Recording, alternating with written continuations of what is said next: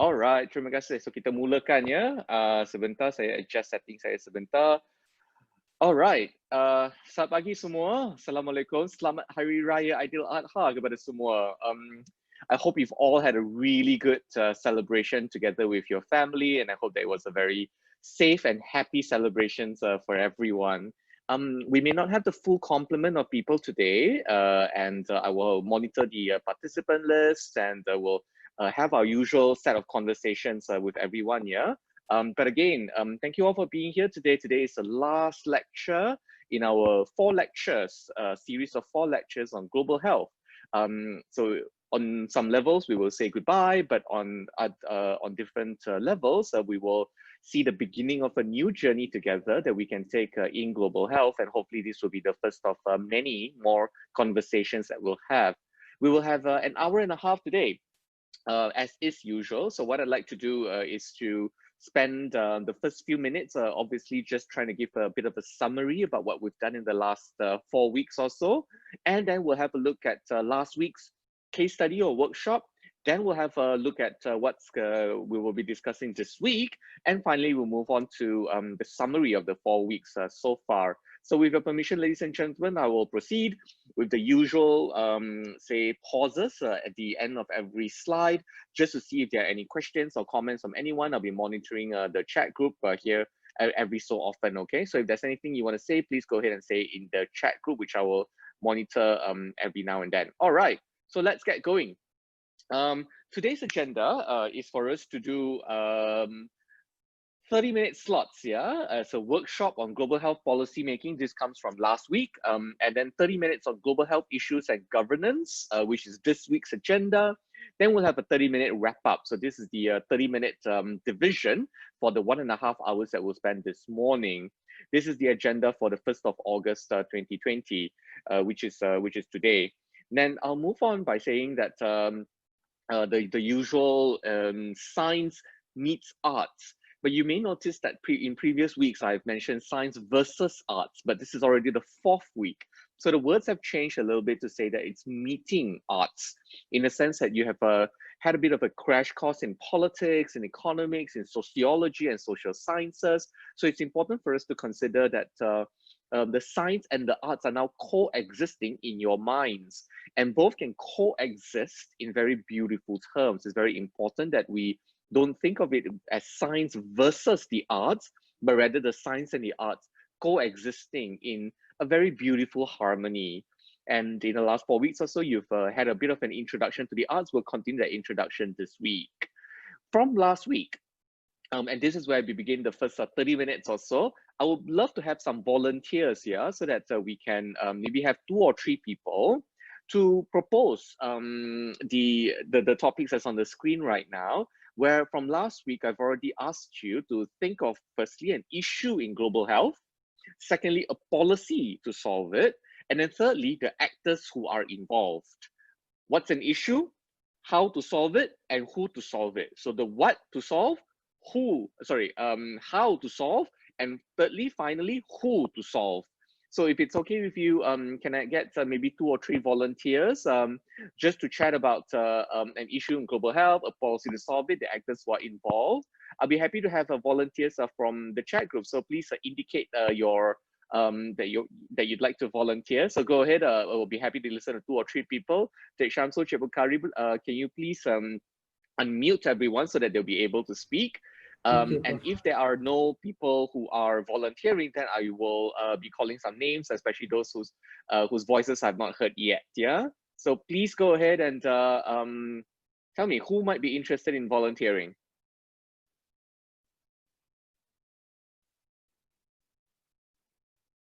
I'm especially interested if you haven't already spoken. And like I said to you 2 weeks ago, I think it's great that that you're not passive recipients, but rather you're active participants, because at some point you will be in this decision-making roles, and it's important that you get your comfort zone in presenting the issues and proposing the policies to solve it. So really, this is a safe space for you to well, experiment and well, learn as well. Okay, I'm gonna wait for another 5 or 10 seconds for volunteers, and then I'm going to start calling, okay?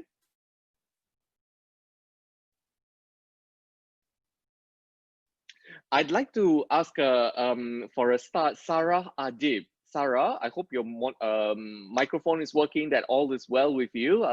So Sarah, let us listen to your thoughts. An issue in global health, a policy to solve it, and the actors who are involved. So we'll start with Sarah.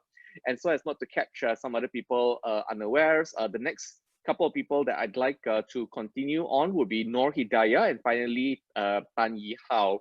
So it will be Sarah Adib, Noor Hidayah, and then Tan Yi Hao. Sarah, go ahead. We're listening, so you may have to unmute yourself firstly and tell us your thoughts, Sarah.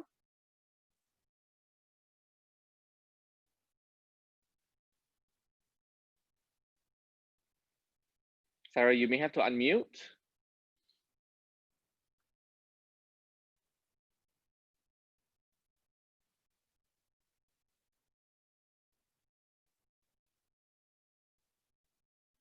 No, we can't, Sarah. We can't hear you. Cuba Sarah unmute. Oh. Sekejap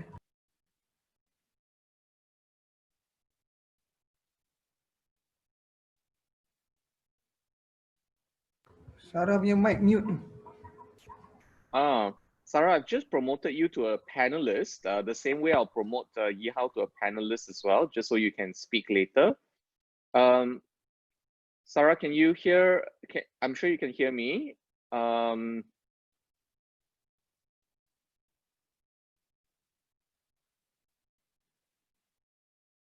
Sarah, we'll come back to you, okay? And then I'll make sure that you're the second one.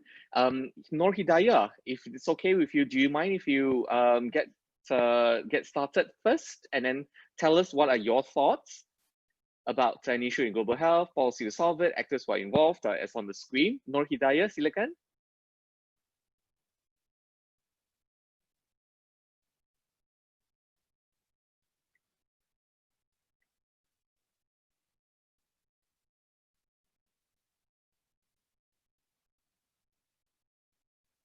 Noor Hidayah, we can't hear you, so you will have to unmute and try.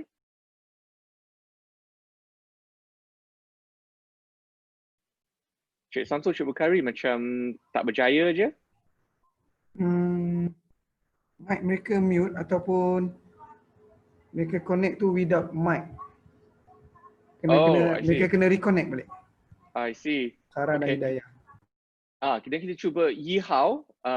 Do you mind if you try your try your technology and see if it works? Hi, good morning, Dr. Kaur. Morning. Morning, Dr. Kaur. So here's my thought regarding of global health.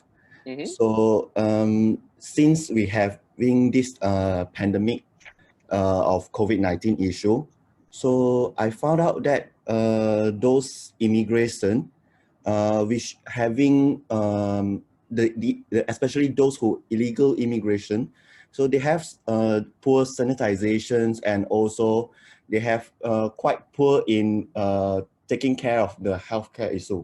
So I think that would be a major issue and become a threat to all the countries. So I think a policy that should make is for those, especially for those who are illegals, immigrants, who came in by either from sea or from land.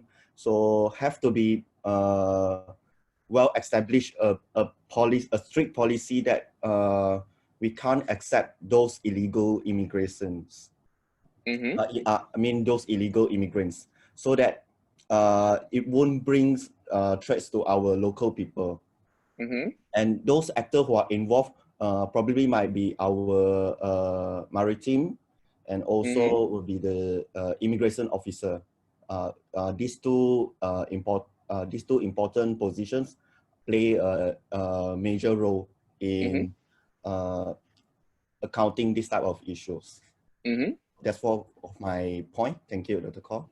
Yi Hao, thank you very much for this. Does anybody have any thoughts or questions for Yi Hao? I'm sorry, today maybe it's a little challenging, for technological reasons. But if you have any thoughts or questions, please put it in the chat group, okay? Yi Hao, since I have you on the line, maybe I'll ask you a question, okay? I agree with you. It's a problem. It's a very big problem that the world needs to manage. Your solution is already currently in place, meaning we don't accept illegal immigrants in Malaysia or undocumented immigrants in Malaysia. We certainly, it's against the law to traffic or to smuggle people into the country, against the law. And obviously, I support the law. But let me ask you a new question. In Malaysia today, right now, as we speak, there are 2 to 6 million undocumented migrants or migrants in Malaysia without the necessary papers for them to stay in Malaysia. The number is 2 million to 6 million. We don't have an actual number because this data is very difficult to find. I would like to ask you, Yahao, what can we do about undocumented migrants in Malaysia, the 2 to 6 million of them today, right now in Malaysia? What are some policies that can solve it or partially solve it, and the actors who are involved? Yahao, go ahead. Okay, thank you, Dr. Kaur.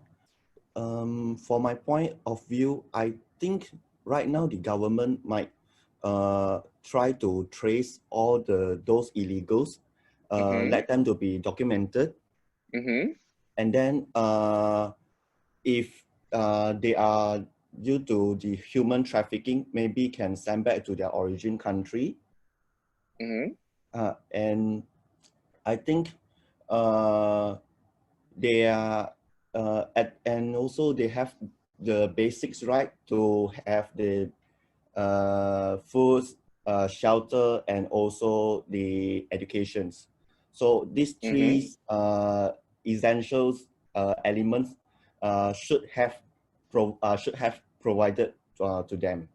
Okay. So, yeah, thank you, Doctor.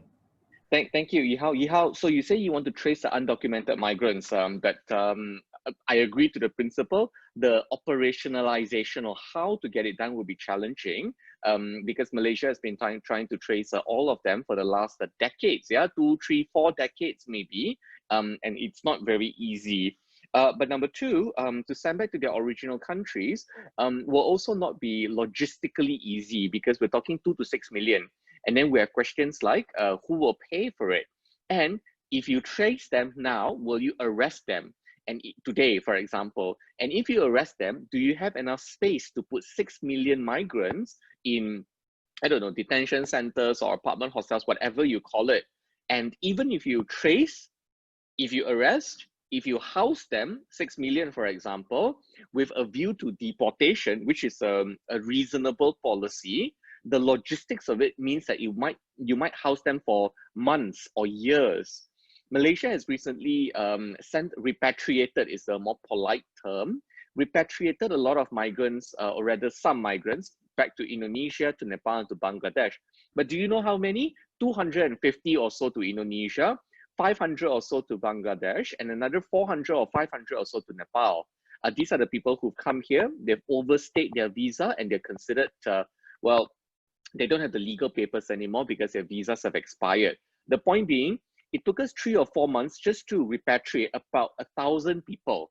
Now imagine you're trying to trace and then decide whether or not to arrest. If you arrest, you have to decide to house. And if you house, there are all the other problems of health and overcrowding and the COVID spread, and also who's going to pay for the housing and food and so on and so forth, while thinking about repatriation. I'm not disagreeing with you, Yihao. I'm agreeing with you, but I'm highlighting to you and to everyone that this is not an easy solution. Even if the other countries want to take them back, there is still the very large logistical problem of so many people that you need to make a decision for. And then finally, Yihao, you mentioned about basic rights. You mentioned food, shelter, and education. These are the 3 basic rights. We might even consider two other points, The first point is to say, you must consider also healthcare, because you and I, Yihao, are working in healthcare, and it's important that we consider whether or not healthcare is a basic right. But if we begin with food, shelter, education, and healthcare, let's just say we have these 4 rights. Now, the second point I will make is this something called escalation or a slippery slope. A slippery slope, think of it when you go hiking. All of you have gone hiking before. So sometimes when you go on a hike, right, the cherun, the slope, can sometimes be very slippery. So if you get on a slippery slope, or a cherun that is very licin, right? Cherun yang licin, then you keep sliding down. The analogy is, if you start with food, shelter, health, and education, pretty soon there will be a right to, I don't know, free assembly or right to free speech and so on and so forth. I'm not saying there's right or wrong here. I'm not saying they should have very few or very many rights. I'm not saying that at all.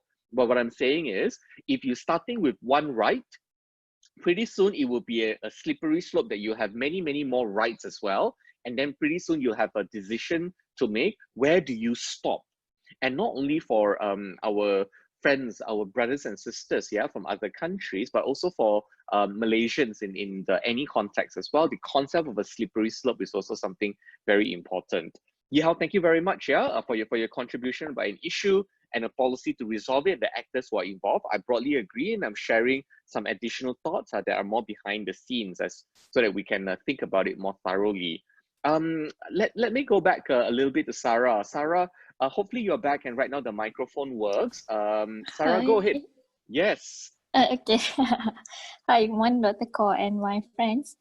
So actually I came across this one new term not too long ago called misinfodemics because of the current situation, especially in United States.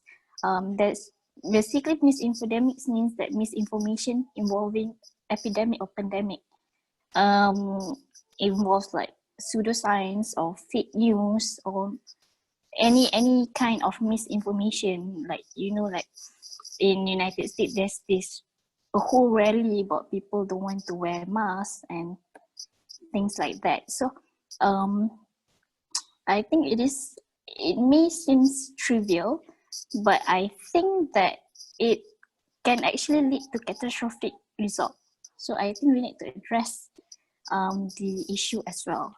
So I think also in Malaysia, like during the beginning of PKP, we were doing well, but nowadays the case seems to rise again. So I think we can, it's somehow interrelated, I think, because the information needs to keep coming for the people to understand what's going on and the importance of continuing the effort. So I think one of the policy to solve it is to maybe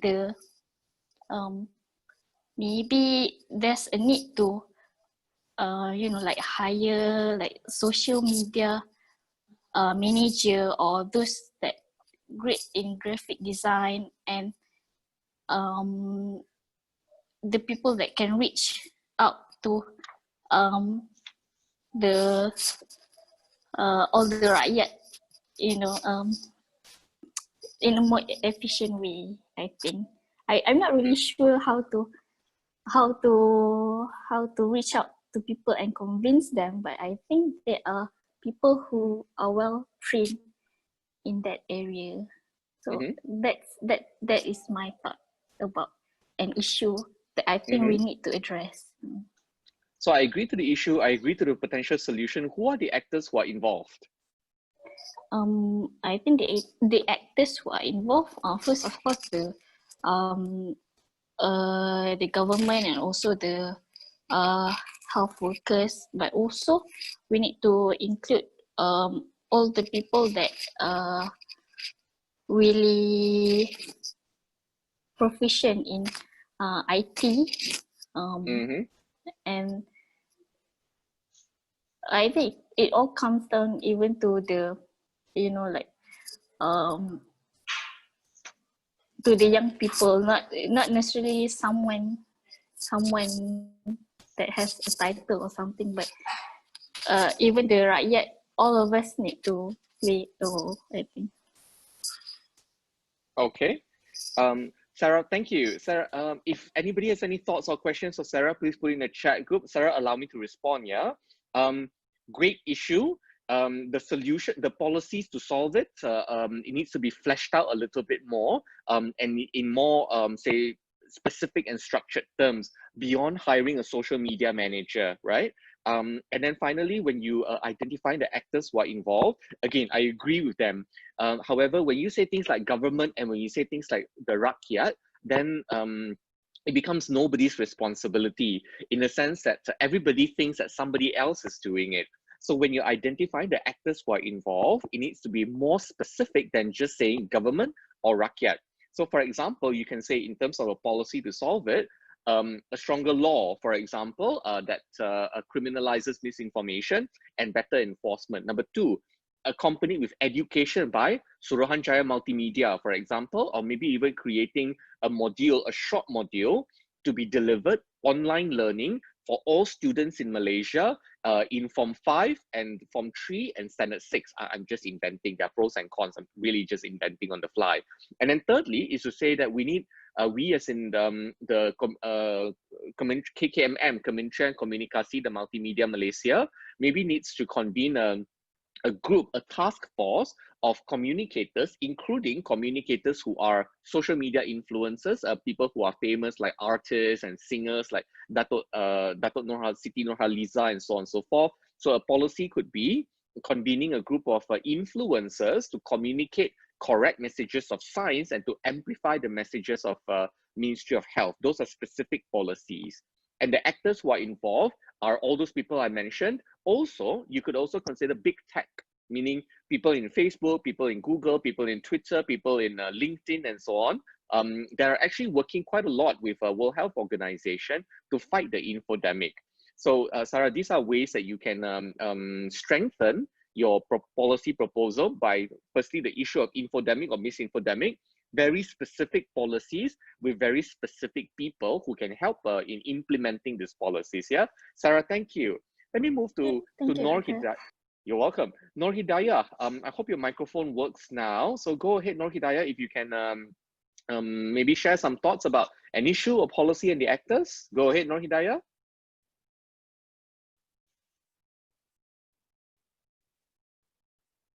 Okay, we may not have Nur Hidayah right now, so I think I'll pick one other person, yeah, that I have not heard yet.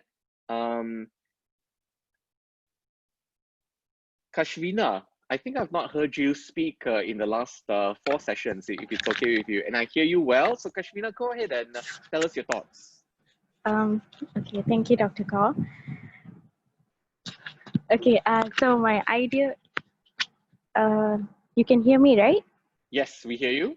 All right. So my idea is about smoking and drinking alcohol, which is slowly progressing day by day to become a social norm nowadays. And it is known to actually cause a lot of adverse effects on the user, such as affecting one's body metabolism and also increases the risk for a lot of cancers such as throat and esophageal cancer. So now, apart from it being a public issue, it is also giving a lot of health adverse effects. So that's why it's my global health issue. And the policies that I will be, that will be my idea to be imposed will be stricter enforcement of laws of smoking and drinking alcohol in public, such as smoke or alcohol-free policies in restaurants, bars, and even any other public places like cafes or education places. So it's always better to tighten the rules and regulation for betterment of public in terms of health and also social well-being. And just citing to Star dated 1st October 2019, India has the second largest population of adult smokers in the world, and they have banned the sale of e-cigarettes in September 2019, as vaping has become an epidemic among young people there. And public health officials in the US has recommended against e-cigarettes after 12 deaths and 805 cases of illness linked to e-cigarettes as an example. And although many individuals are aware of its consequences, the higher authorities such as government in each country or WHO as a whole shall initiate such drastic changes to cause changes in the population or citizens in each countries. And other than that, I would also say it's important to impose or increase the taxes on these items, such as the material, import taxes, and in order to actually lessen the amount of cigarettes or alcohol in each country or any other associated products, so that they won't be flooded in any countries as a whole. So although we are aware that these two items, just taking into example because of this is what I'm focusing on today, these two items has been extensively boosting a country's economy, and I feel it's not the case because it's just the same time round that after all we are still compromising the health of the citizen or the population, and contrasting with how much sales and imports or manufacturing it does to boost the economy, we are somehow forced to still pay its price back when many associated health cases comes in the healthcare sector. And also it causes burden in one's household, increases the risk for depression, stress, or other associated problems, especially to the families or people related to the ones that are already affected by these problems. So Okay. I do not know how much this is possible, but just an idea that a country shall take small steps in reducing licensing or for the companies to manufacture these items and not focus in on as a business in order just for economic sake. So this can be done by like ASEAN's Health Secretariat or WHO globally, but in my opinion, the ones that will get affected by such implementation will be the stakeholder of British American Tobacco Society, I guess. Mhm. Other than that, you can also increase the age limit Sure. globally for purchasing the items, as I told just now, it has already become an epidemic in young people. So it Sure. can be because of peer pressure and also advertisements. So just understanding, it's just a common understanding that when your age increases, there's a lot of maturity and also responsibility. So you're aware of the adverse effects and you will not purposely indulge in all this kind of things. Sure. Kashwina, And thank other you. than that, yeah, Thank okay. you, Thank you, Kashwina. Kashwina, great point. Agree to all of them. However, where is the global health connection? Because what you've described is the medical health side, as into the biology of one human body, and also the national level implications. Can I ask you, without repeating anything you said, but provide new material, how is smoking and alcohol a global health issue? In my point of view, it's because that many countries, although it's not really talked upon now, I think it's affecting a lot of people, especially the younger ones. So even if it's not discussed now, in the future, it will become a global health issue. So you're saying it's not a global health issue today, right now, No, but to it might me, be one in the future. maybe today it's not, but for me it is, and it increases the risk for a lot of non-communicable diseases. Sure, which I agree with, and we're not here to discuss the chain of logic from smoking to cancer. That one's clear, nobody's disputing that. But you said that it's a global health issue. I'd like you to tell us why you think it's a global health issue. So help us draw the link, Kashwina. Why it's a global health issue? Yes. Because I feel it is. Sure, and your feelings are very important to me. But what's the logical link between smoking and alcohol, and why is it an issue in global health? I know I'm really putting you on the spot here, Kashwina, but it's important to answer the question. I agree with you, it's an issue. Nobody disagrees with you. Everybody agrees with you, it's an issue. My question is, can you help us draw the logical link between smoking and alcohol, cigarettes and alcohol, and how it's a global health issue? How is it a global health issue? Okay, I feel like I said just now, because it associates to a lot of non-communicable diseases and it causes a lot of social burden. Sure, but I agree and agree with you, and that's I'm looking for new material, and what Yishan has mentioned is also something that you've mentioned before, Kashwina, that it's a impact on NCDs, impact on health finances, and so on, all true, but at the national level, meaning for Malaysia, of course, it's involves same impact on Thailand and Belgium and Argentina. I absolutely agree. But what links these countries together? How does cigarettes and alcohol link Malaysia and Belgium, or Malaysia and Argentina together, for example? Sorry, Dr. Kaur, but I do not know how to answer this. No, okay, that's fine. I'll try to provide an answer. Not only right now, it's a global health issue. I agree, absolutely agree. What I'm looking for is how is it a global health issue? Yeah, everything you say, you drink alcohol, then you get liver cancer. The causality is clear, and I'm not here to tell you more about that. You will study that in say internal medicine, the posting, right? But since we're here talking about global health, I'd like you to think very globally. So let's bear this in mind, Kashvina, and you and I and all of us will have a conversation about cigarettes and alcohol as we go along the next hour or so. So Kashvina, allow me to respond a little bit to what you said and Yes, sure. wrap up this section, then we move on, right? You've identified a really clear issue. However, I might encourage you to think of not only proposing the issue or talking about the issue in very national level terms, because we are talking about global health. So you have to consider things like, what is British American Tobacco doing? And who are the major brewers? And we're not talking only about Carlsberg of the world, or the Bud Lights of the world, the beer companies, but talking about companies like Diageo, Diageo. And the company Diageo owns many labels under their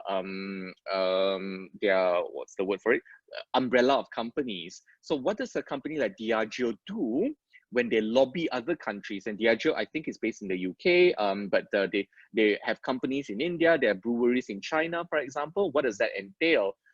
Interestingly, when you consider it, Japan's government owns some shares in a brewery, for example. So what does that mean whenever Japan conducts foreign policies with other countries as well? So this is the global health element to an issue of smoking and alcohol. So my commentary might be, Kashvina, for you to consider anchoring this question, this issue, in global senses rather than anchoring this in national levels. Yeah.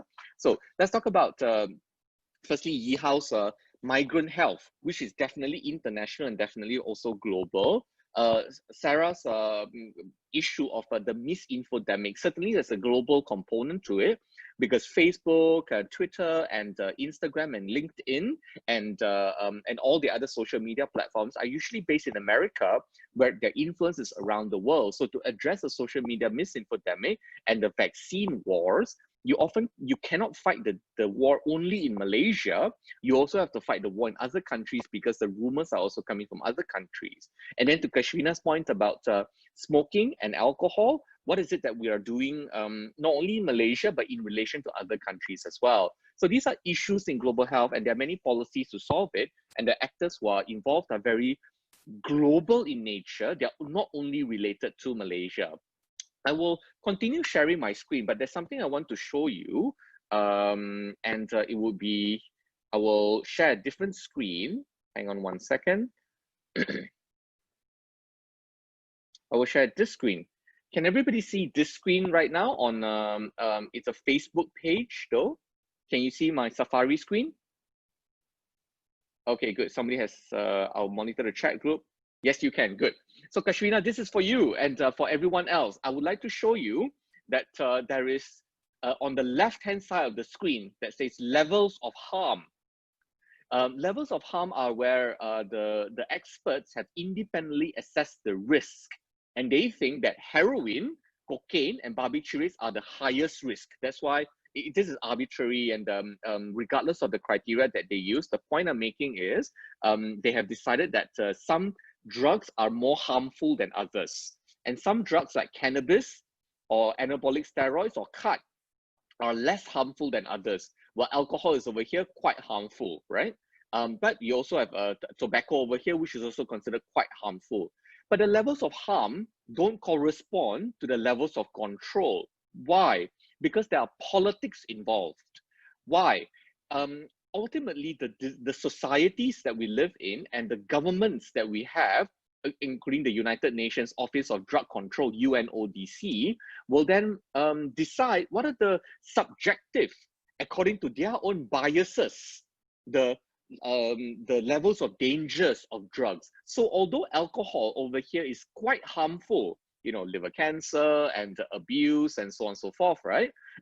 It is not well controlled. For example, it's not subject to international control. Tobacco is also quite harmful based on an independent expert assessment of risk, but is also not subject to international control, which seems a little unusual. But medicines like ecstasy, for example, with low levels of harm, is then subject to very high levels of control and is considered a very dangerous medicine.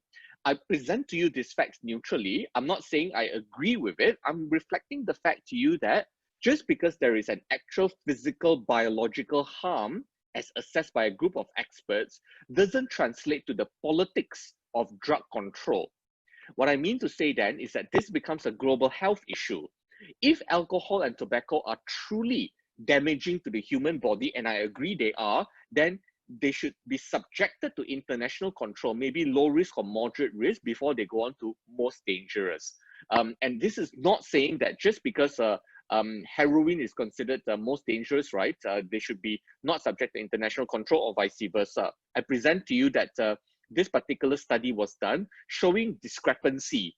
That's one way to describe it. Showing hypocritical behavior as another way to describe it.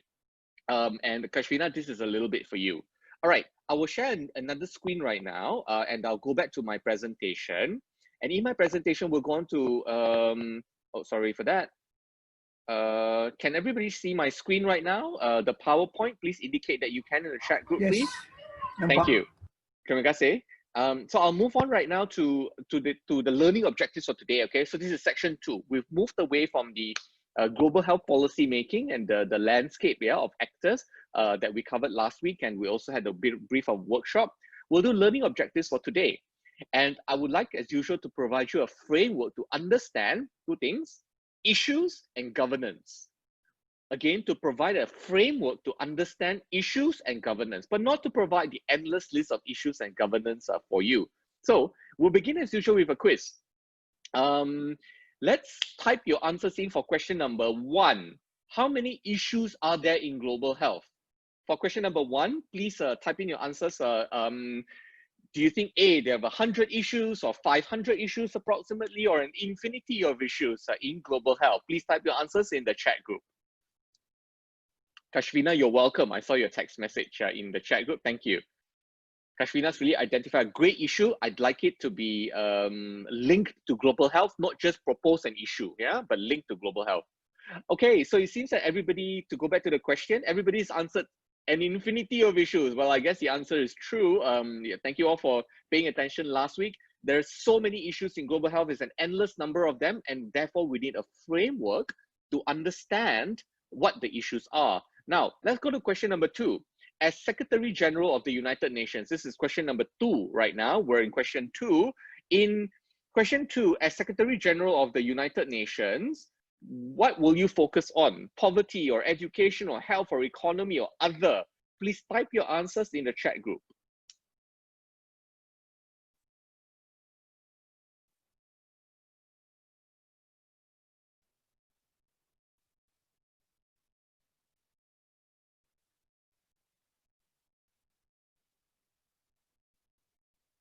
I think there's also an option E, sorry, climate change.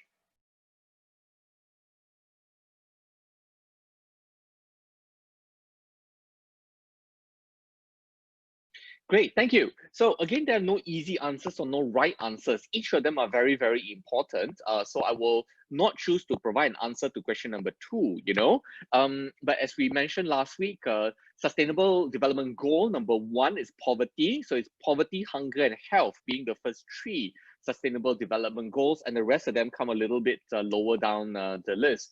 Each of them help each other, which allows me to ask you the third question. Which statement is true? So in question 3, what's your answer to question 3? Which statement is true? Health leads to prosperity, or prosperity leads to health, or other?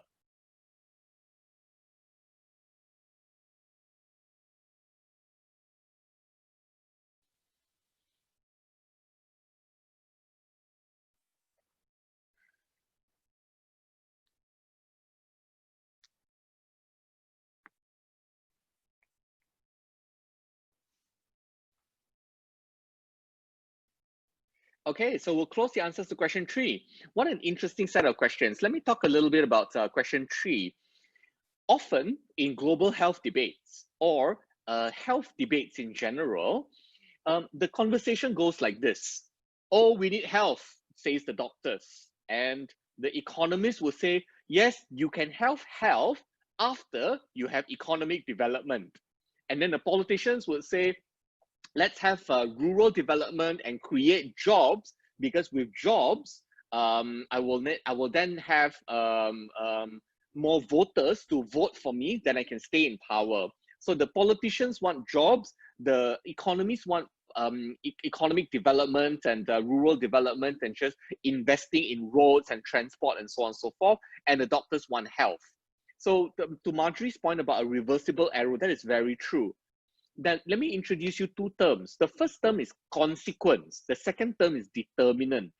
Determinant penentu, consequence or penyebab, yeah. Consequence is akibat. Is health a consequence of development, or is health a determinant of development? And the answer is useless debate. Meaning, I don't like having this debate. I don't like having this conversation. The answer is it is both. Health is both a consequence of development. The richer you are, the healthier you are. But health is also a determinant of development. The healthier you are, the richer you will be as well. You know, health is wealth and so on and so forth. So that's a debate that I think is, it's to me a very useless waste of my time. And I don't like those debates because we're detracting from the issue. How can we lift both at the same time? What are the policy levers, L-E-V-E-R? Remember in physics, you would have studied a fulcrum.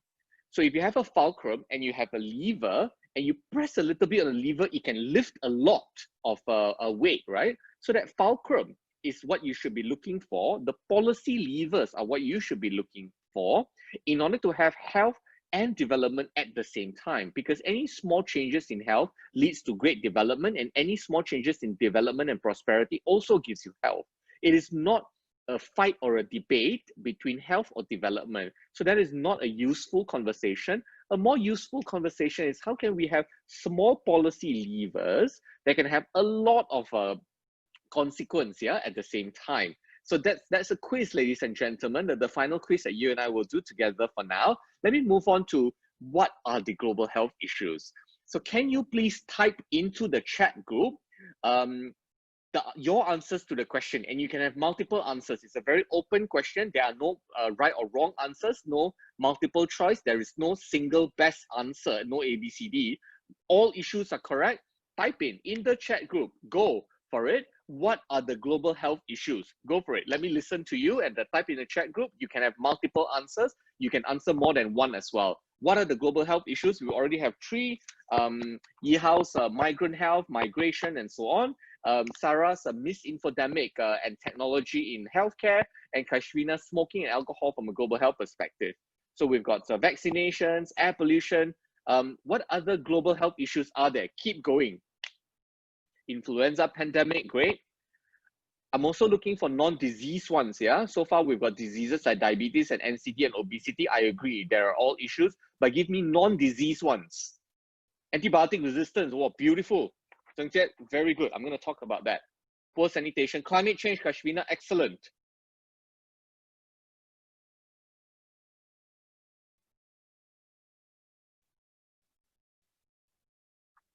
Excellent. Low CPR awareness among society. Yeah, excellent.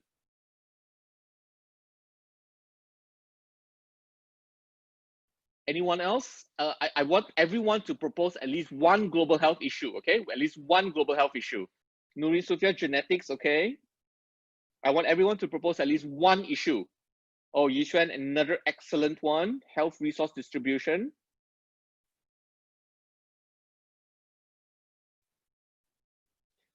Manika Mange, mental health is an excellent one. I'd like everyone to propose at least one global health issue in the chat group. Poverty. Excellent, Lian Qiang.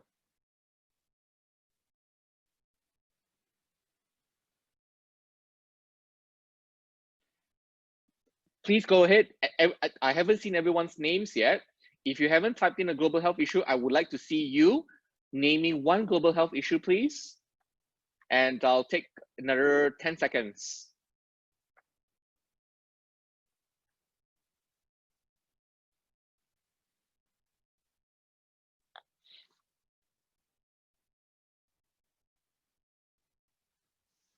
If you have not labeled a global health issue, I'd like you to put one there, please. Excellent, thank you. Ladies and gentlemen, you've identified great issues. One thing that we all need is a framework to understand what these issues look like. What I mean to say is, it's not enough that when somebody asks you global health issues, you will then just give a laundry list. Here are a list of 200 global health issues. Because if I keep going, we can keep going with this entire infinity of global health issues, but we need a conceptual framework. So a conceptual framework allows you to remember the framework and then fill it up. Rather than remembering the 200 issues, I would like to present to you here a conceptual framework for us. And the framework is imperfect over here, obviously, but it gives you a bit of an idea for us to consider what are the global health issues. And of note, one important thing over here that, two important things that were not mentioned over here, maybe three important things. Firstly is antimicrobial resistance, AMR, or antibiotic resistance. Number two, health resources distribution or resources distribution. Number three, mental health, yeah? But all the issues that I've listed down over here are issues that are related to global health, rather than to issues that are narrowly related to the national health system. So what some of you have provided, for example, NCDs and the diabetes and so on, are very true. I don't disagree. There are also global health issues. I don't disagree. However, we need to link them, diabetes, for example, to big food, and diabetes, for example, to the multinational companies around the world like Monsanto, Monsanto. I'd like you to Google this company up, Monsanto. Monsanto owns a lot of seeds that a lot of farmers are using to plant the crops, and many of those seeds are genetically modified. Monsanto supplies the seeds to many agricultural nations that then plant wheat and grain and rice, for example, which then goes into cereals, which are then produced by companies like Kellogg's and Kraft. And Kellogg's and Kraft puts a lot of sugar into their cereal. And those decisions on how much sugar to put are decided at the headquarters level, not decided in Putrajaya. You can tell me diabetes, but I want you to think of diabetes in terms of global health, not in terms of diabetes type 1, type 2, pancreatic insufficiency, providing metformin. That's all important, but since we're talking about global health, I'd like you to think bigger in terms of what the implications are for global health in terms of diabetes. Therefore, I propose to you the following framework. Let's walk through this framework a little bit. The framework is imperfect. It is my own framework, right?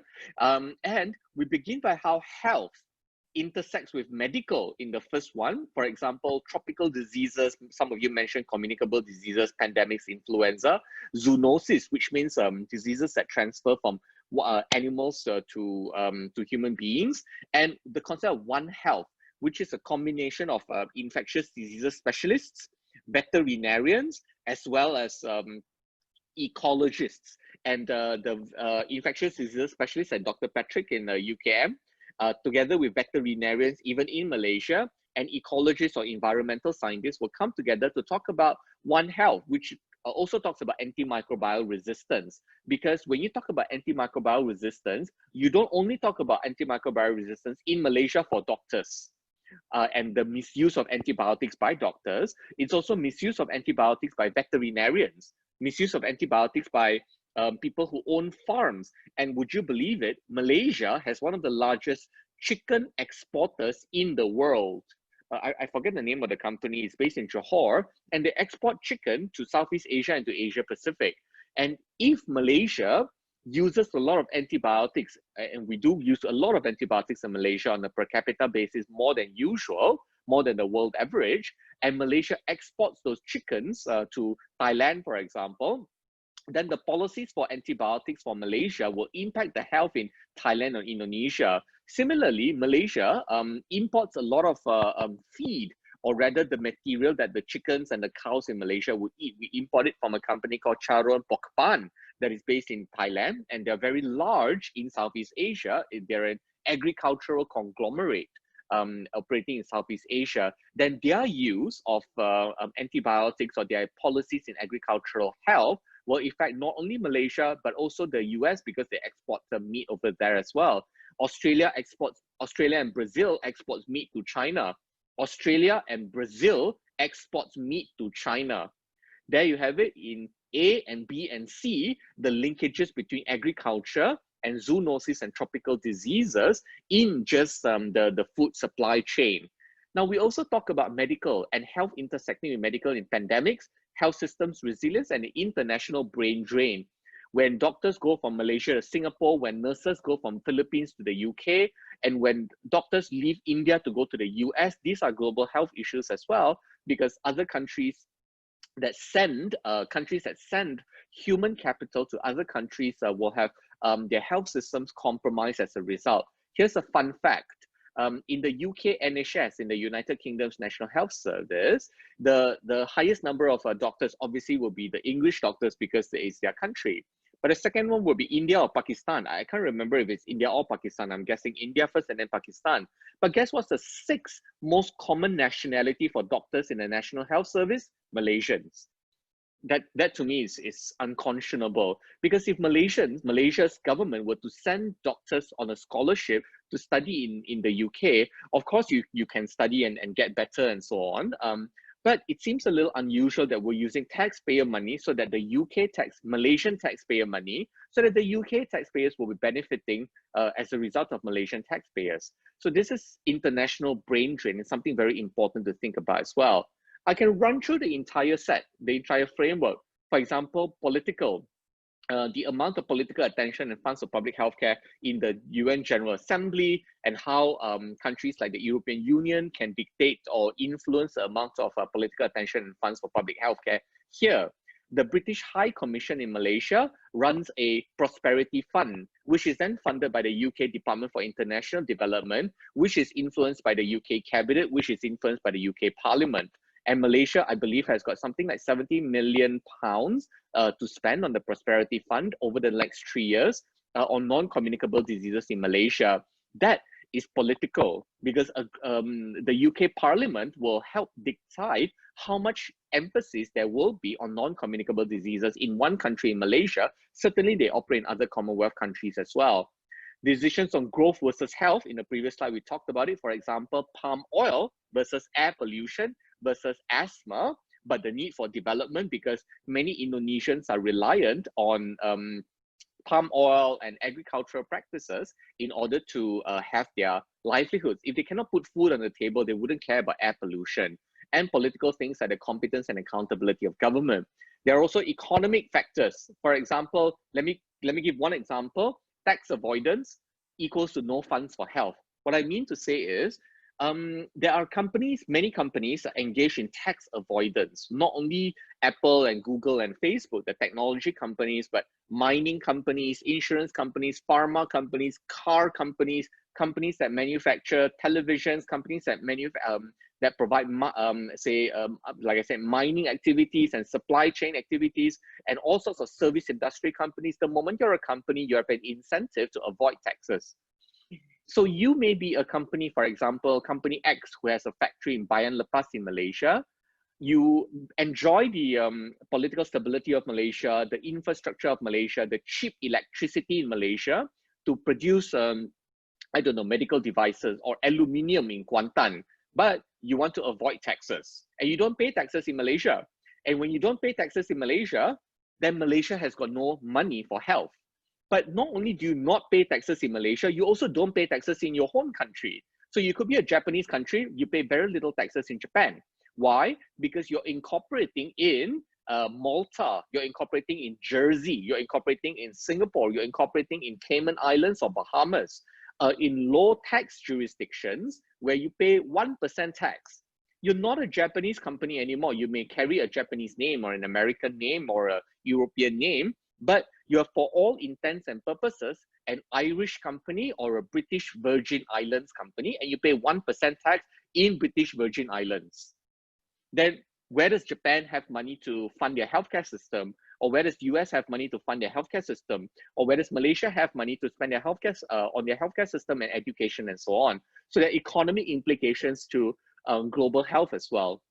We move on to social. Gender equality is a global health issue, so is racial equality, because racism is a threat to public health. And colonialism in global health is also a global health issue. And we've gone to legal and regulatory. The international patent system is a global health issue because access to technology would then become a problem. Kashmina, you make a point about tobacco earlier, but you proposed it in narrow and isolated terms. Tobacco is a global health issue. Let me give one example. There is such an entity called the United States Trade Representative. It is reporting to the White House in America. In 2011 or 12 or so, just about 10 years or so ago, the trade representative, together with American tobacco companies, went into Thailand and told the Thai government, you must relax your restrictions on tobacco. I'm sorry, I have to repeat myself because even I don't believe it. The United States Trade Representative and tobacco companies went to Thailand to tell the Thai government, you must relax your tobacco regulations. Why? Because, I said so. And not me who said it. There's a link that I provided below. You can go to that link and you can have a look at how the trade rep and the Thailand government and the tobacco lobby interacted in relaxing the regulations. And that to me is unconscionable. A country, a sovereign country, should be able to decide on their tobacco policy, and yet another country comes in with the private sector to tell another country what to do. And that's definitely a global health issue. And other global health issues will be climate change and technology and aging societies and things like that. Now here I've given you a snapshot of the spectrum of global health issues, but more importantly, I've given you a framework to think. There is the medical framework, which a lot of you are using right now, which is great. I think you should use it because you're studying to be good doctors. But there's also the political angle, the economic angle, the social angle, the legal and regulatory angle, and other angles as well. Anthropology, historical, geographical, social sciences and sociology, linguistics, for example, anthropology, the study of engineering even, the study of marine sciences and global health. There's so many intersections. So think of UKM, right, our university, and all the different disciplines that is offered in Bangi. And when you think of all the different disciplines and you think how they intersect with health, you'll find that there are beautiful intersections with health. And then you can call up your friend, maybe you have a high school friend who has decided to study economics or political science or finance, right? The world of big finance or sociology or whatever else people study in UKM and UM, all the universities of the world, and talk to them and find out from them how their studies actually intersects with global health. What you are mostly looking at right now is medical. My job is to tell you that there's a whole world out there and provide you a conceptual framework. And the framework is on the screen right now. Think of global health in political, economic, social, legal, regulatory, historical, geographic, social sciences, sociological, anthropological, marine science, marine biology terms. And that would be a beautiful study. Last night I was at dinner and I was telling the people at dinner about this lady, a friend of mine, who studies chicken bones and global health. I repeat, she studies global health by reading and studying the fossils of chicken bones. How? Human beings, there are 7 billion human beings. I think we eat approximately 6 or 8 billion chickens a year on average. That's a lot of chickens per year that are killed, or maybe the answer, maybe it's more. 6 to 8 billion feels like very little right now, but we kill a lot of chickens per year. And those chickens have bones, and those bones will be buried in the soil and will have to be disposed of for the last 50 years or so, right? Because we'll be eating chickens for at least 50 years on an industrial scale. What does that tell us about global health? What does that tell us about consumption patterns and the health, the economic health of a country? So will chickens be the first protein source that we have, or is it a second? Because fish is cheap and free, chickens are more expensive. And then from fish to chicken, what is number 3 and number 4? So by studying chicken bones, the number of them, how they're eaten, how they're disposed, how many were existed, and going back 1,000 years or so, we can then study the evolution of global health. And that is paleontology, ladies and gentlemen, and how paleontology can also teach you about global health. The point I'm making is that there are many issues in global health and there are many intersections with other disciplines. And if you think of the other disciplines around the world and how global health intersects with them, then you'll have a whole list of global health issues. I will like to move on right now to talk about global health governance. Now, in terms of global health governance, we begin with the institutions that govern global health. We spoke last week about the actor landscape. Now, when you have all these issues that we spoke about, I'll go back one slide, yeah? Go back one slide. Let's pick one. Antimicrobial resistance, for example. Antibiotic resistance or antimicrobial resistance or AMR. AMR is an accepted term. Let's pick AMR and talk about AMR because it's under discuss. I'm glad that we brought it up. Let's talk about AMR. AMR is one global health issue, but there is a medical component, there's an economic component because antibiotics are very cheap. And when you have such cheap antibiotics and meat is very lucrative, very profitable as an industry, you want your chickens to be healthy, you want your cows to be healthy, therefore you provide them a lot of antibiotics. So because antibiotics is so cheap, you give a lot of antibiotics to it. And then there's an intersection because of the politics of it. Australia and Brazil exports a lot of, and New Zealand exports a lot of meat to China. And the governments of Australia, Brazil, and New Zealand want to keep the business with China.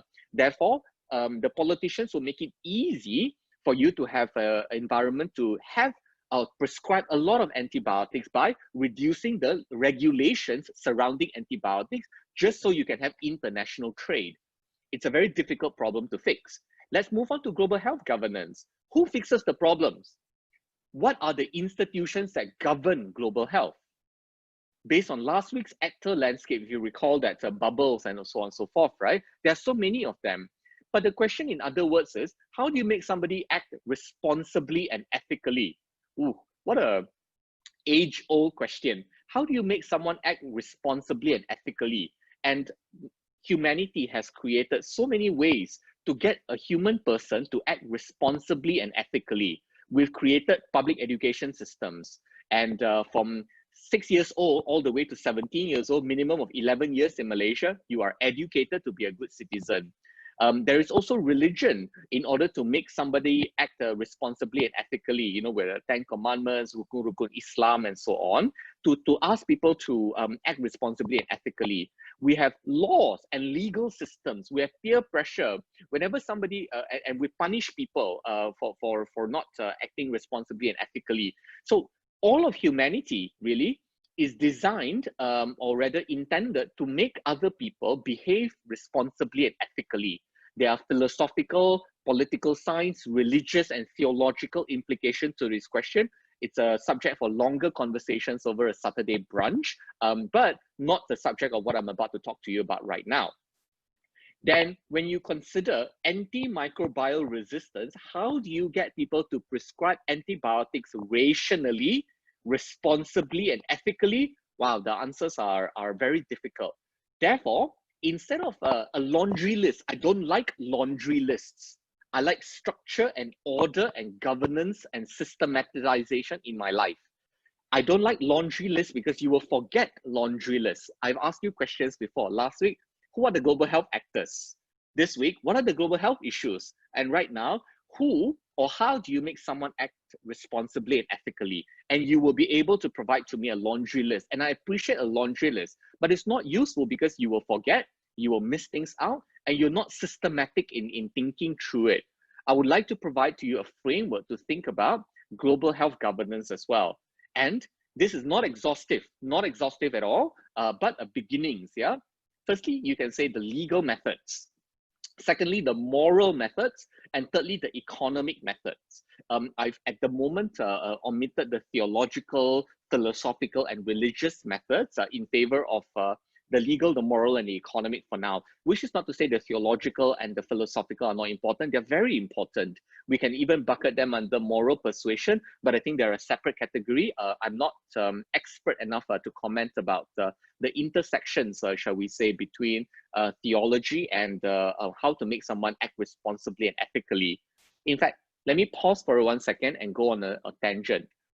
I think religion and global health intersects a lot. And we don't study that enough, and we don't write about it and think about it and talk about it enough. It seems that religion and science are operating in a bit of a silo. And I speak of all religions and all sciences. They're not integrated. And Islam tells us that there are four categories of interactions, right? They're not sequential. The first one is isolation. The second one is dialogue. The third one is integration. The fourth one is conflict. When I say 1, 2, 3, 4, it doesn't mean that they must progress in that sequence. I'm just saying that these are the states of existence. You can exist in isolation. You can exist in dialogue. You can exist in integration and understanding. You can exist in conflict. At the moment, it's existing in isolation, or it's existing sometimes in conflict. And in some levels, I guess some integration. I believe that there should be a lot more dialogue, leading to a lot more integration and a lot more mutual understanding between science and religion. And those four states of existence come from Islam. I was educated by a professor in IKIM, Institute Kefahaman Islam Malaysia. But anyway, let me return to the slide. The question is, with all the issues that you have in global health and all the endless infinity problems that you have in global health, how do you make someone act responsibly and ethically? I present to you the conceptual framework: legally, morally, economically. Legal, with domestic laws, Health Reform Act, Disabilities Act, Environmental Act, and so on.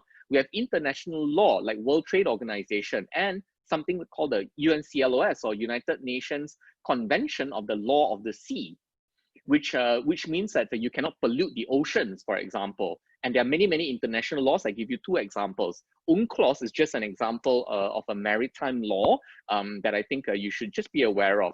We can also provide lawsuits by yourself, you and me, by citizens suing countries or companies.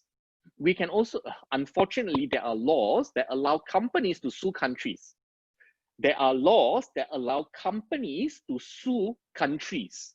And I say this because I think that private companies have way too much power in this world, and if possible, they should be more or better regulated. Not more regulated, just better regulated. There is a difference. More regulation just means a lot more laws, which has compliance costs and is very administratively difficult. But better regulation just means that you're more thoughtful about which regulations are the best. The first conceptual framework: how do you make someone act responsibly and ethically? I present to you the legal methods. When I put legal first, right, it doesn't mean that I believe that legal should be first. No, it's just a conceptual framework. In some ways, you cannot rely on the law. You need to rely on morals. You need to rely on the court of public opinion. For example, the Black Lives Matter movement. For example, the speeches of Martin Luther King and Mahatma Gandhi and Nelson Mandela are very powerful moral persuasion examples. We can also have international peer pressure in global health, because apartheid was beaten by international peer pressure when we isolated South Africa. We did not invite them to the Olympics and the international meetings, and international peer pressure can change global health practices as well. For example, the patents for HIV/AIDS medicines.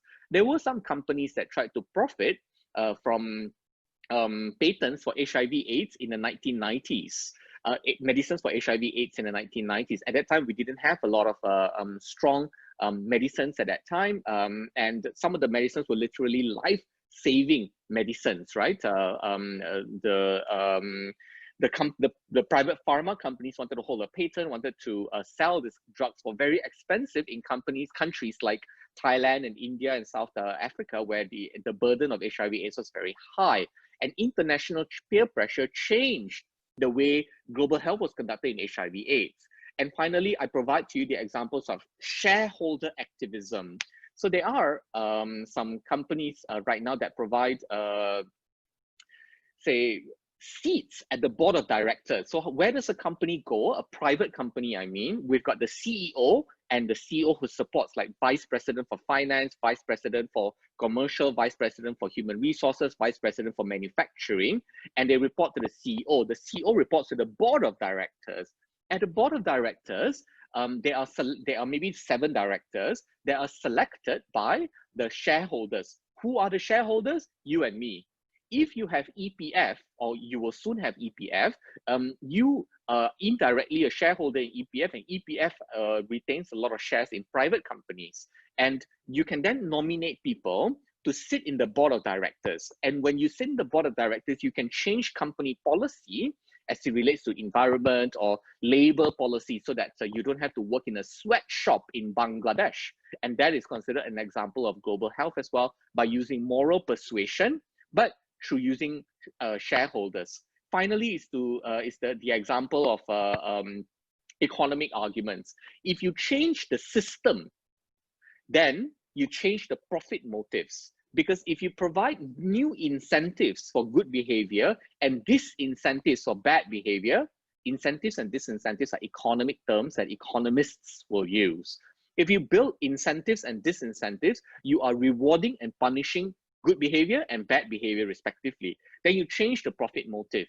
Human beings, generally speaking, one view of the world is that human beings, they're not good or bad. This is what the economists will believe. You know, that you should speak to some economists. They are an interesting group of people with beautiful ideas about life. But sometimes they don't believe in morals, as in right or wrong, in general terms. They believe in incentives and disincentives. As in, if you provide the right set of incentives, human beings will do the right thing. Right set of disincentives, human beings will stop doing the wrong things. And the economic arguments are that you can use the profit motive to make someone act responsibly and ethically. There is a question, yeah? Thank you for your question, yeah?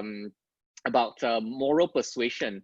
Yihao, you've asked about religious elements. Does it count under moral persuasion? I would say yes, it does count under moral persuasion. Morals, ethics, religions are very difficult to extricate. They're very one and the same. However, you can also bucket theology and philosophy and religion under a separate category. How do you make someone act responsibly and ethically? You can begin with theology, religion, and philosophy, and then move on to morals and ethics and morality, and then talk about the law, and then talk about the economy. The order of which you put it is entirely up to you, my friends and colleagues. I present to you here, in no order or in random order, the legal, the moral, and the economic arguments for how you make someone act responsibly and ethically in global health. I might end a little bit by saying that ultimately global health is also about the exercise of politics and power. If you have the politics right, the power right, and the platform right, you can change a lot in global health. And this is not to say that the only thing we must do is to do global health by looking at it through the prism or the lenses of economy and power, or sorry, of politics and power, but it's a very large consideration. It is not enough for us, for you and I, to just say, this is the right thing to do. We must save lives, or we should protect human beings. I believe in all that. And when I was in my 20s, even around the age of 18 years old or so, when I started being very, very angry at the world in the sense that there's so many things I want to change, so many things I want to improve. However, that anger, that intense anger, has actually been replaced by a realization that, sure, you want to change the world, you have to understand how the world works. And the world doesn't work in a way that you want it. The world works in a way that it works by itself. So you must understand how it works, not only rely on moral persuasion. Some people are persuaded morally, some people are persuaded religiously or theologically, some people are persuaded legally, some people are persuaded economically, some people are persuaded by the exercise of raw power. And to change the world, you must know how to employ all 5 or 6 or 7 or 8 motivations for human beings.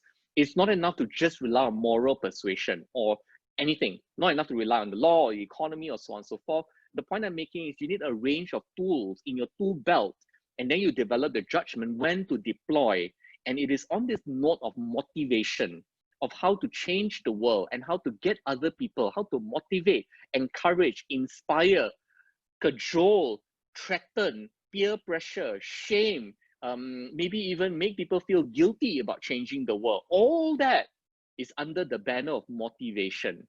You can motivate, of course, it's beautiful, or inspire and encourage, and all that is beautiful. But sometimes you must also learn how to play the dark arts of encouraging people in different ways. And we end on this note, ladies and gentlemen. There is no homework for next week. I think we're here at the questions and answers session, right? But maybe a quick summary. I'll take 2 points, 2 minutes here to have a quick summary, and then we'll take maybe 1 or 2 questions, and I will close and let Prof. Roslina, I think, who's on the call right now, to maybe say a few words. I think she would love to close. I would love to listen to her as well. Let me provide a summary and end with a note of motivation. Yeah, we're at week 4.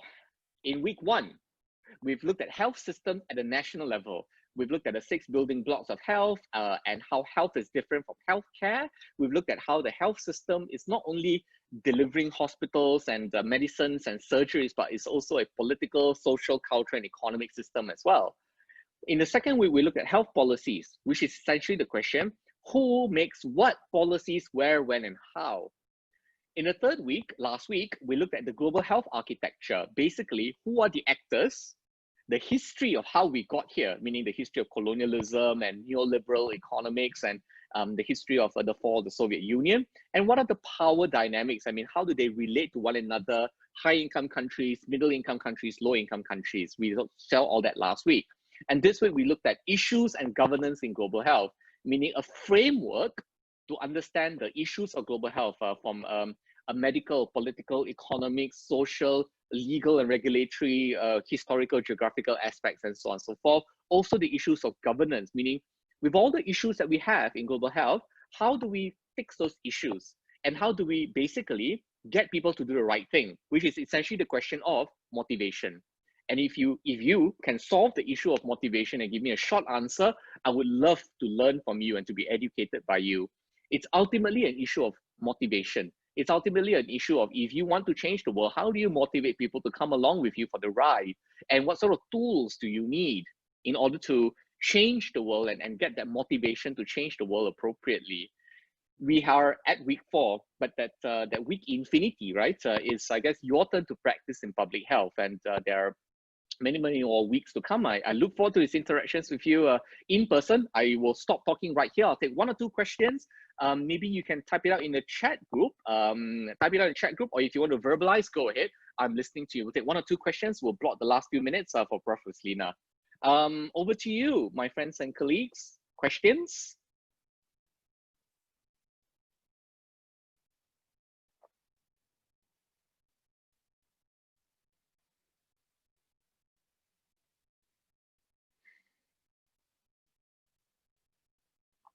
If you want to verbalize, I will appreciate that as well.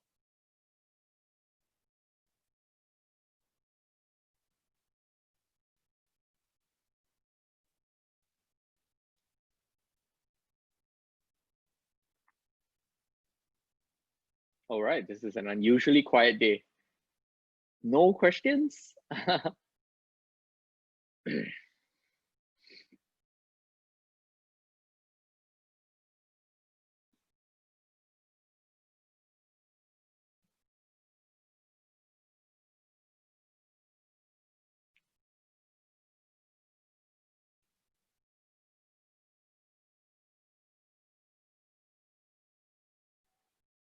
Then I would like to hear some thoughts. Okay, maybe I'll just select one person to share a thought with me. Right? Ifa Farzana, can I put you on the spot a little bit? And maybe I'll ask you in the next few minutes or so. Any thoughts or any reflections from the last 4 weeks?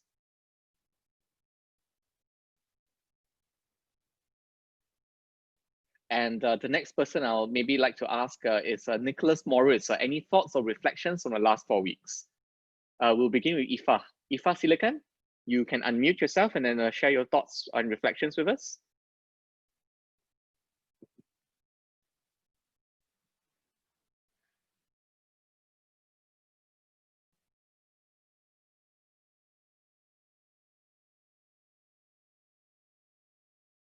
Maybe.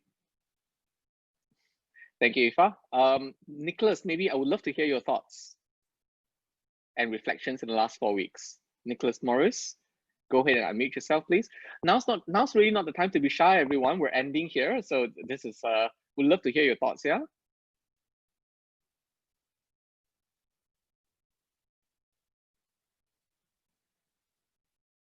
Oh, this is a bit challenging. Okay, as in we can't hear. Okay, maybe any one person would like to share thoughts.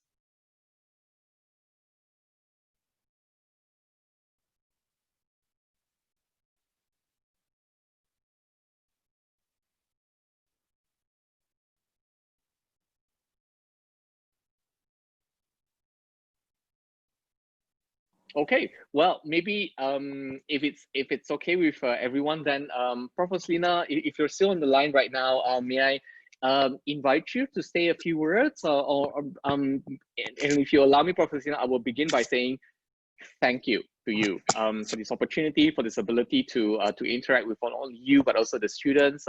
It's been a great experience for me in the last 4 weeks. Really enjoyed myself, the thinking process and so on, but also the getting the questions from the students has been absolutely wonderful, and this has been one of the highlights of my year. Professor Sina, thank you so much for the opportunity. Over to you. Let me listen to you. Okay, thank you, SK, and good morning, everybody. So it's really been really unbelievably fast that we've come to the last week. I can't believe it's been 5 weekends. So I'll start off with thanking everybody, especially Dr. Kaur. It's been a pleasure to host you and to have you interact with the students of the Faculty of Medicine. I'd like to thank all the participants. You've been great. Would you all like to on your videos, because we're going to take a group photo after this. So siapa tak datang hari ni rugilah, tak masuk gambar. And I also want to extend my thanks to Encik Bukhari and Encik Shamsul, Encik Sham. I understand they are actually on leave today because it's Hari Raya, and I can't express my appreciation enough. They are not in KL, they are somewhere in Malaysia, but technology allows this to happen. I also want to say that I've been really impressed by the students' questions. You know, I've been chatting with Dr. Kaur, and given that you guys are given that you guys are still students and you've never worked, you know, some of your questions are really beyond our expectation. So congratulations to all of you. As you know, I'll be sending out a Google Forms survey for your comments. And in particular, whether you think that students in future, medical students, and maybe even other students will benefit from this lecture series. It may take another form. It may be in the form of a workshop, but nonetheless, whether you think the content is useful. And I think Dr. Kaur's been great. And I've personally learned a lot about engaging students just from sitting in. I hope you guys don't mind. I've been sitting in, trying to be as unobtrusive as possible, but sometimes not possible. You see what happened when you mention my name? Nobody asks questions after that. So, and I don't think I'm that bad, you know. It's a lecturer lah, as a specialist. I tak makan student kan. Okay, so so the other thing is that for those who didn't come today, I understand that, you know, there may be some other family commitments, but I will email all of you to say that those who didn't come today, please watch the recording and then just declare that you've watched it, you know, in all honesty, and I'll be happy to award the certificate even if you didn't come today. So all of you who've attended before, and if you missed one, just let me know that you've watched the recording. I think it'll be up on our CPC FB and possibly YouTube as well. So just declare that you've done that. The other thing that I have in mind is perhaps would you all like to have a small appreciation lunch or tea with Dr. Kaur and the technical team? And if you like that, I mean, I'd like that very much, so that we could have a chance to interact with the guest lecturer and perhaps get to know him, and you can ask more questions as well. So that'd be great. But you guys come back on, third year comes, well, 7th or 15th September, I think middle of September. So we're actually looking at September.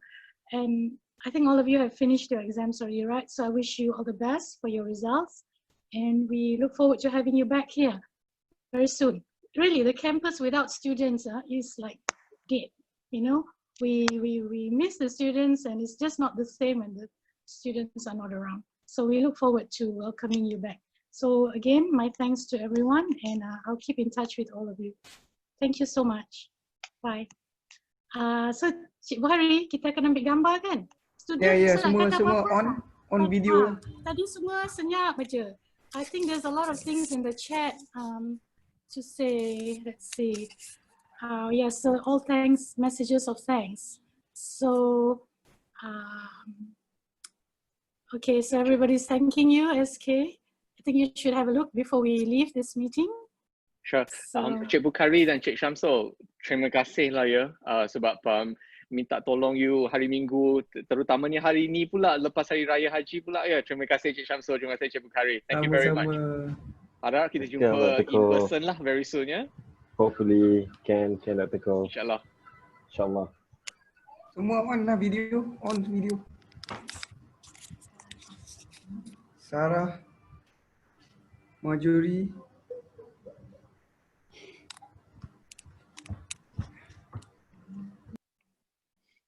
ini gambar kenangan.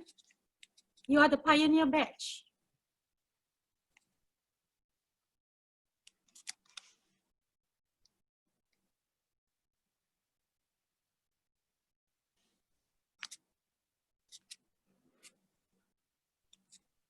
I'm seeing all of your faces for the first time.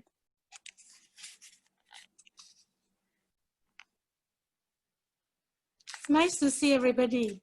Yeah.